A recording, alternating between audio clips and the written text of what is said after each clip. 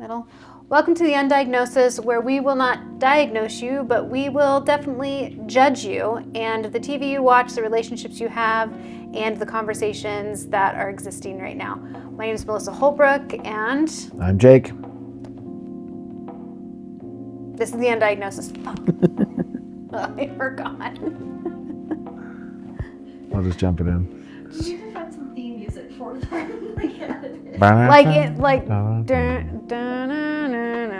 Like as I'm trying to remember what to say next. Fuck my life. I thought you did great.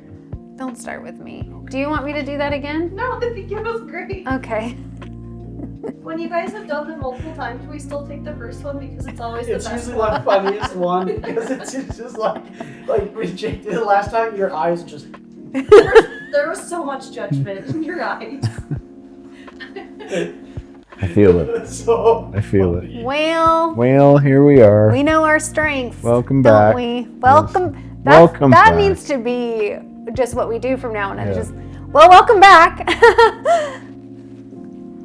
That's all we gotta do. So let's talk about putting up the tree. Yeah, the tree's up already. Well, I mean, these guys won't see it till December, so Still. technically I'm right on cue for the audience. But we got a lot of shit from people when I put the tree up the 1st of November. 1st of November. Mm-hmm. Actually, technically, you were putting Christmas up on Halloween this year. I was putting Christmas up on Halloween, but I feel like I have a lot more joy in my life because of it. So, and I hear a lot of people say that they love it. I hear that from a lot of our clients. Yeah, I only hear a few miserable people that they don't. So, It's typically the married men that have the beef. which I don't get. Men, do you not like blowjobs? Like, do you not like sexual favors for bringing up bins? I don't understand. Like, make that make sense. Your wife's happier because the house is decorated for Christmas and you were a part of that, and oh no, my mouth fell on your dick. Like, why is that such a I don't understand. I don't know. Well, the common statement that I almost hear for people that object to it is, we wait till after Thanksgiving, right? Sure. And I think that that's been a tradition, I guess you could say, maybe, for a lot of people. Sure. And A lot of miserable. getting through the holidays is a lot about having traditions that you actually enjoy, not just obligations. Yeah. I still think do what brings you joy. I agree. So, for me, if that means I'm decorating morning after Halloween, And there's a big smile on your face. I'm happy. Yeah, bring me joy. Especially because I have major depressive disorder, and with the seasons changing, SADS kind of contributes to that. Yeah. And so it ends up increasing for me, that feeling of depression. And so I think having those things up just kind of lessens the blow of my depression a little bit. Mm-hmm. There's more light, the greenery, kind of tricks your brain into believing that you're outside or something, So I'll do anything to manipulate my brain to be happy. I'm fine with that. Yeah. Yeah. So put the tree up whenever the fuck you want. Yeah, it might stay till February. Who knows? I don't know, man. It's nice. Yeah. It's nice in our house right now. All the twinkling lights. It is very festive. I like it. It's pretty. Yeah. But I think there's also a bit of nostalgia that comes with having Christmas up and having the decorations up. Mm-hmm. That contributes to the mental health part. Having memories to kind of also that are warm and fuzzy and Which I think kind of leads into one of the reasons why, even though studies show mental health is better this time of year, I don't know if you knew this, that it's still a hard time of the year for people, right? And I think the idea of nostalgia kind of already has a little bit of sadness baked into it, yeah, into nostalgia itself. because there's a little bit of grief because that Right. time is It's gone. Yeah, Right. So we're all trying to relive this little beautiful moment from our childhood or whenever that was. So it's complicated. There's a lot of duality in the holiday. yeah. Well, I think like when we're talking about mental health during the holidays, anxiety and depression go down, and suicide attempts go down, but that doesn't mean it's not still stressful. It's not still triggering, like still being around certain family members or that surprise uncle is coming to family dinner, like that stuff still happens. Yeah. And we often see people come in just trying to learn how to hold boundaries or how to have like certain conversations with family members, those kind of things. And that always comes up this time of year. But what we notice is people get a sense of community and they get to be with family, whether that's that family of origin or it's their family of choice, right? Like being able to also choose what family feels the most welcoming, loving, like that is a big part of it too, where people are spending time with people that usually genuinely bring them joy. Yeah. Nice contribution to that. Yeah, I didn't know where. I just thought that was beautifully said. You're right. Well done. What else is new? I don't know. What do you do What do you do if your birthday's on or near a holiday? Yeah. Do you just resent the holiday entirely? Throw the baby out with the bathwater? Yeah. I got a brother-in-law dealing with that shit. It's a nightmare. It's an absolute nightmare, right? My dad has always dealt with it. I get to edit this, right? Do you get to edit it on Thanksgiving? No, you guys are being subjected to my editing. That's okay. Assholes.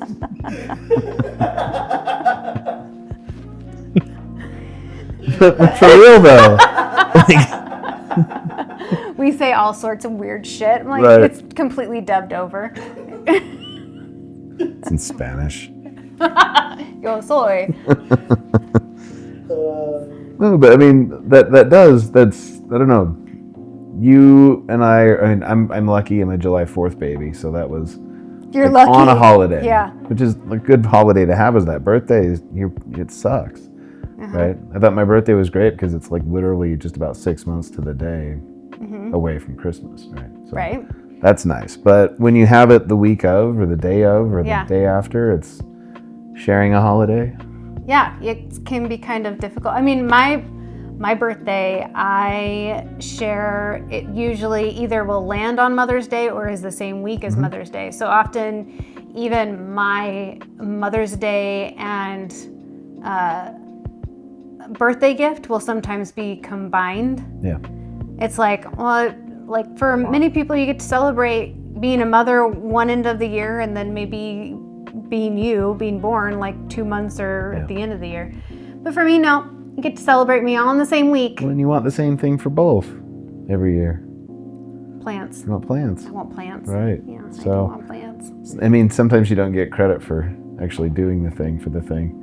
Yeah. Because it does blend together. Yeah. Like, you haven't given me a birthday present in 10 years. I'm like, well, Oh, you mean you don't get credit? Yeah. Oh, not that I don't get credit for being a mom and being born. Every- Gotcha. So now you're combining those on your own. Got it. Okay. So this doesn't happen that time of year. Got it. But yeah, I think finding ways to make your day special when it's your birthday is part of it. So like for me, having my birthday and Mother's Day so close, I will usually pick a day, whether it's on my birthday or on Mother's Day or whatever. But I will take the day off. I will go do something for me, something that I enjoy. I will give myself a healthy budget that is my birthday / Mother's Day gift, and I will go do a day of Mel. that's good. And that's usually something I do to help me feel like I get to enjoy me on those days. Yeah. And we just go to parades because you love a good parade. You love parades. Anyways, sorry, I'm trying to make sure I don't miss anything. How to manage anxiety and SADS. Well, this time of year, we do see a pretty, I mean, even though mental health is better this time of year, people still struggle this time of year too. Yep. They do. They sure do. So, what are some of the ways I that just did you? back to them. What are some of the ways that you He try didn't and like it. coach or support your clients going through seasonal depression? So SADS is interesting to me. I actually didn't know anything about it until I got into mental health, and so it's kind of a fun thing to educate and check in on with my clients around this time of year. I didn't realize that the change in the weather, like I always knew that it made me feel sadder, but I didn't know that there was like a clinical reason. And so I think it's fun to educate, fun to educate people on SADS, just because like people just go, well, it's going to be hell for the next 6 months because it's going to be dark at like 4 p.m. And it's like, well, yeah, but it will affect your mental health. It's great that you can accept that you're in it for 6 months, but maybe also there's some things to do. So like one of the things that I encourage clients to do is like light therapy, doing whether it's red light or having a window open or working near a window if you can. Even to the extent of going to like a tanning salon, especially if it gets really bad. Yeah, to help with that vitamin D and that your skin getting warm. Taking vitamin D. Taking probiotics. I also think like having like, even if it's fake, but like having plants around you is helpful. It tricks your brain into being outside. Another one is like going outside, even if it's cold and it's only for 5 minutes or whatever at a time, just finding time to just go outside. What about you? What are some of your go-tos for SADS? The tanning bed thing, if it starts getting really dark, that's one that I use about once or twice a year. Trying to eat better helps a ton. The vitamin thing has been helpful. Taking vitamin D has actually been big. So do that. You're repeating everything I said. So? No, it's okay. I think trying to get planning into it, like social activities that you actually enjoy. I think that's one that I've always struggled with. But yeah, we always have good family traditions every year. But yeah, I haven't really done the family of choice. I haven't really had that much in my life. But what about you? Some people are so lucky. I am lucky, yeah. Yeah, I would say like what do I do for SADS or what do I do for family? What was your question? Yes. Okay, well those are two very different things. So probably one of the things for SADS that I think doesn't get enough credit is some sort of activity that you can do, whether it's with friends or not with friends, just whether it's in the house or out of the house, just something that you can go to. Some people like to craft a lot during the winter. Some people like to crochet. Some people like to do needlepoint. Having something grounding like that to go back to daily or weekly is super helpful to build into the routine, just to help your brain kind of keep moving. No, I think when it comes to family of choice versus family of origin, I think go with where, I think we too often are so concerned about the obligation of what it means around the like during the family and traditions and Christmas. And like, I believe that's true. I believe there's a good place for that if you have a healthy relationship with your family of origin. What I see is clients will often be so triggered by being with their family of origin that we often have to like kind of almost deconstruct that feeling of obligation and then find the areas during that season that feel like a bit more doable for them to go to if they still want to see their family, but there's certain things that are just too much. So we really do a lot of scaling with reactivity and triggers and things like that, what to expose yourself to and what to hold boundaries with. Cool. Great answer. I need another co-host. I'm sorry. It's okay. I don't know how to follow up. It's okay. And one of the things we talked about earlier was the fatigue that moms tend to go through this time of year. It reminds me of that SNL sketch where the mom's like, she gets the kids like new golf sets and Jordans and like a boat and a motorcycle, Yeah. and mom got a rag. A robe. I got this robe. Yeah. Right. And I got a robe. And I Yeah. got a robe. Right. And I got this, and I got this, and I got this, and I got this. It pans to the mom, and I got a robe. And I got a robe. So I don't know. It does suck, and I don't know what the answer to that is, because it feels like men or husbands or maybe the masculine partner. I don't want to have a gender identify that one, but when they don't do as good a job at kind of contributing to their partner's, I don't know, enjoyment of the holiday. Does that come down to just letting you guys have a fucking tree?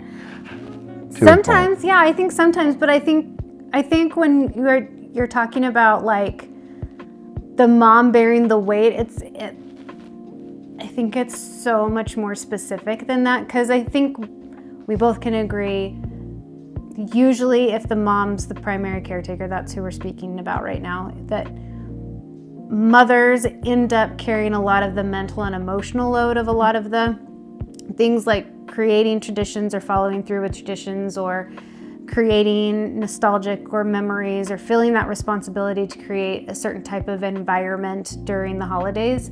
And that alone is exhausting. And then more often than not, women are in charge of getting all of the gifts and wrapping all of the gifts and putting together, all of the plans with all the family members and organizing the dinner and all that stuff. So on a day-to-day basis, there's already a mental load and emotional load that they're carrying that feels very heavy.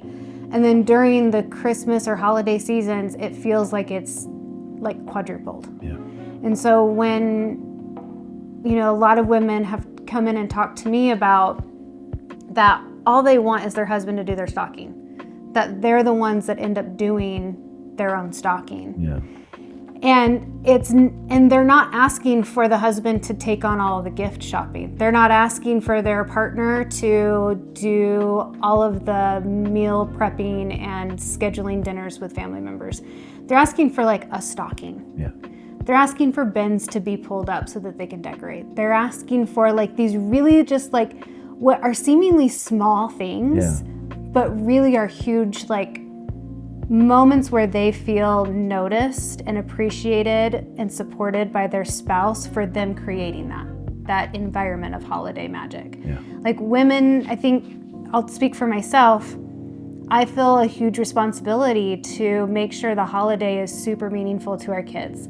I want it to be memories for them to go back to when they have their own kids. I want them to have stories to share when we're sitting around and opening gifts together when they're old adults and have their own kids and we're all piled in our little house together. Like that's what I'm like speaking for me, when I do Christmas, that's what I'm looking at. I'm looking at this huge, amazing picture and creating these moments that my kids will hopefully have for the rest of their lives that they'll then share to our grandkids and so on and so forth.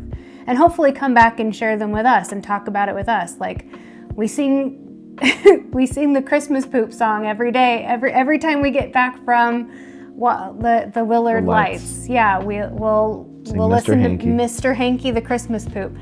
That came out of nowhere our first year together, and it has stuck, and it's one of the things that the kids love doing the most, and we will talk about it forever. And so like I love that. I love creating meaning for our kids and for each other. And so when there's moments where like you bring up the bins for me without me asking, and there's no like rolling of the eyes or no like frustration or no like criticism of me doing that, it lets me know like you're on my team. Like you are supportive of me creating this for the kids. So good job. Thank you. Now you just got to do my stocking. I'm working on it. He's working on it. He's working on it. So. All right. Well, We're going to segue into Secret Lives real quickly. Because Secret Lives and Real Housewives of Salt Lake are both on the air. And I am so excited. Have you ever watched The Real Housewives? I've started later. Okay, cool. So The Real Housewives of Salt Lake City, I binged and I'm caught up. And it's fantastic. And Secret Lives of Mormon Wives is coming out on 13th, Yeah. which is even more amazing. And like we're actually hosting a charcuterie party for the Secret Lives of Yeah. Mormon Wives premiere. I'm very excited about the charcuterie board. I bet you are. I was curious, how do you feel? Because I have increased watching these reality shows. Yes, drastically. How do you feel about that? Most of the time, it's just something on the screen. Mm-hmm. It doesn't really matter. Some days it's really hard. Mm-hmm. After I've had maybe some really heavy clients, Mm-hmm. maybe a couple sessions where one of them's a bit dramatic or Mm-hmm. upset. Yeah. Somebody's really defensive or angry, and then I'll come home and see that, and I think it's a little much. But Yeah. other than that, it's, I don't know, it's just kind of funny to see you smile about it. But It's just good entertainment. it's, I don't know about good, but it's something all right. It's like if Maury, Jerry Springer, and Ricky Lake had a baby. A hairless, No, plastic not a, surgery,